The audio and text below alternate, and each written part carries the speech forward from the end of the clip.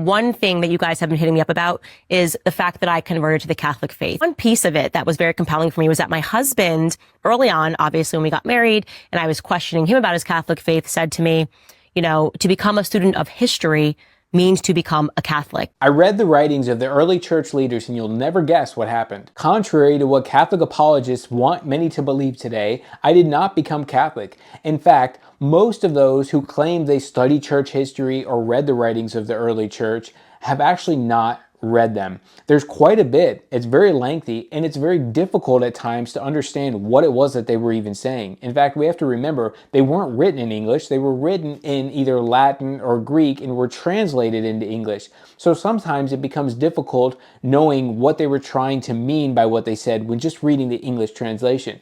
But here's the reality. When you read the early church writers, you don't see Roman Catholicism. You have to read Roman Catholicism into much of what they are writing. In fact, sometimes we don't really get to understand what it is they were meaning by what they said.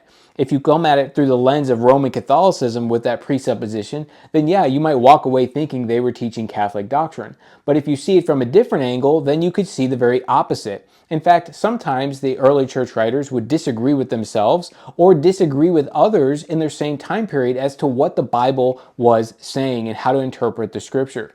So to say that we can rely on the early church writers as a help in understanding the scripture is going a little bit too far. Which church writers? Which ones made the cut? Which ones didn't? And who gets to decide who made the cut and which ones were preserved for us to be able to go back and reference to? This is why it's so important that the early church writers that we trust and put our entire faith in are those that were divinely inspired by God to literally write what He breathed out for them to write. And that is the writings that we have in our New Testament. Hey, come along with me in a book-by-book summary through the entire Bible in chronological order, where I give extra historical backgrounds and insights from a Jewish perspective. Comment summary below and I'll send you the details.